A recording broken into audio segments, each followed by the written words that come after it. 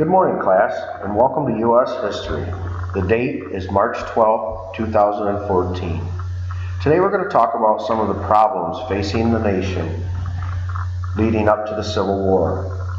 Many of the problems had to deal with slavery and how that issue would be settled. Much of the issue had to do with the new territory, the Western Territory, and whether or not it would be a slave state or a free state. There were some new compromises that came out of the slavery issue. Henry Clay was known as the Great Compromiser. He settled differences dividing the country. A free state would be a state with no slavery. A slave state would allow slavery. One of the main issues with slavery is whether or not the new states being admitted to the Union would be slave states or free states. The Missouri Territory asked to join as a slave state. And this is where the Missouri Compromise came about.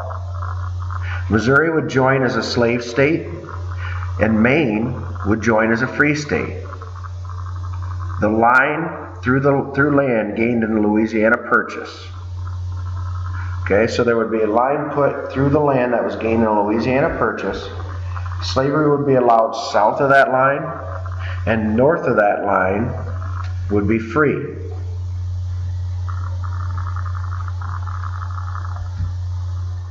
And here's just a map of the Missouri Compromise. Okay, you can see that Missouri was open to slavery.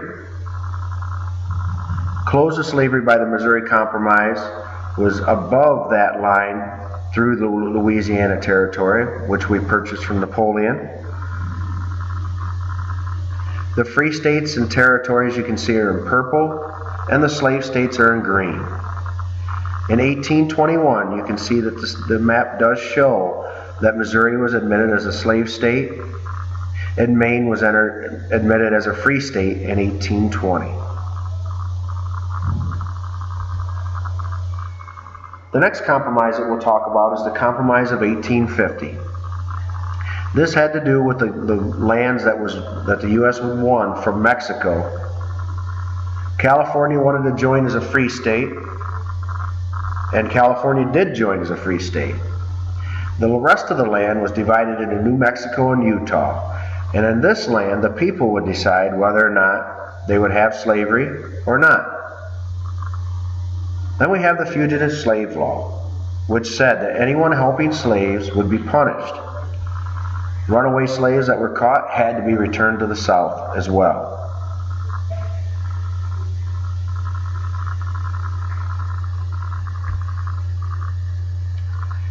Here's another map. After the Compromise of 1850, you can see that California was admitted as a free state in 1850. The slave states are in yellow, and then you can see the Utah Territory and the New Mexico Territory that was open to slavery by popular sovereignty or by vote, whatever the people wanted. And this was the Compromise of 1850.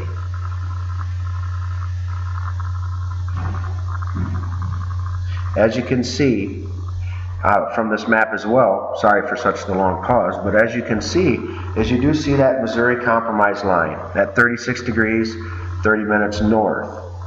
Remember, north of that line would be admitted as free states, south of that line would be admitted as slave states.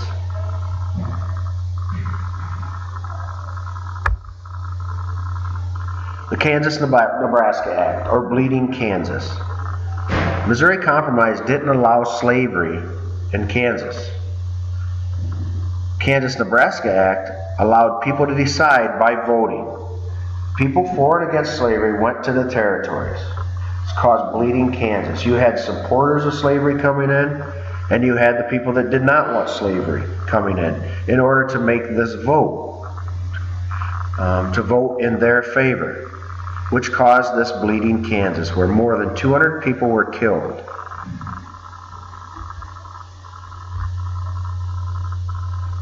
And this does show the Kansas-Nebraska Act, to where Nebraska and Kansas were both above that Missouri Compromise line, the 36-degree, 30-minute line. They were both above that, but yet it was up to the people and popular sovereignty whether or not they would be admitted as slave states or free states.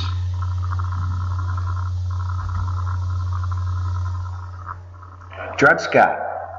Dred Scott felt that he should be free because he once lived on free land.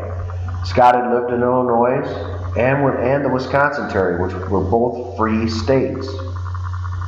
This time we have Chief Justice Roger Taney. He's on your right. Came to the decision. This went to the Supreme Court. Scott's case, the Dred Scott case.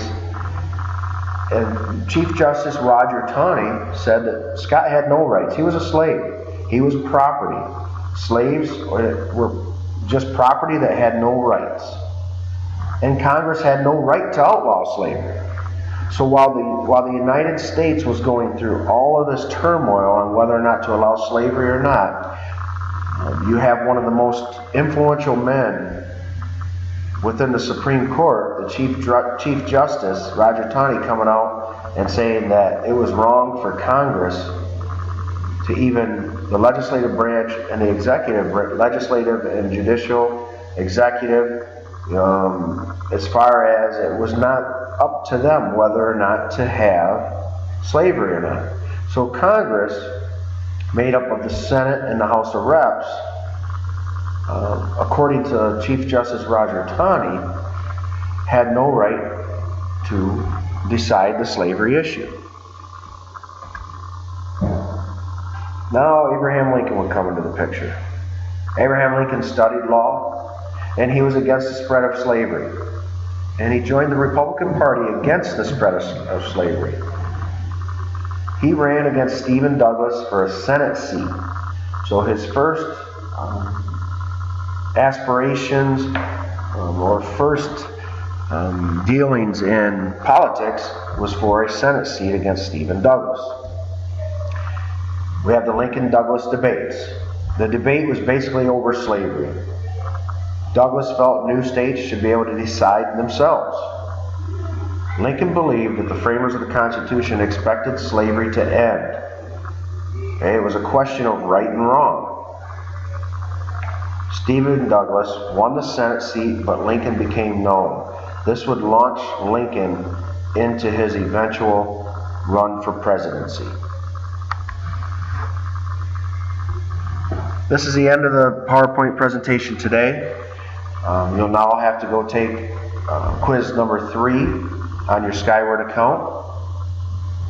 Thank you, and have a wonderful day.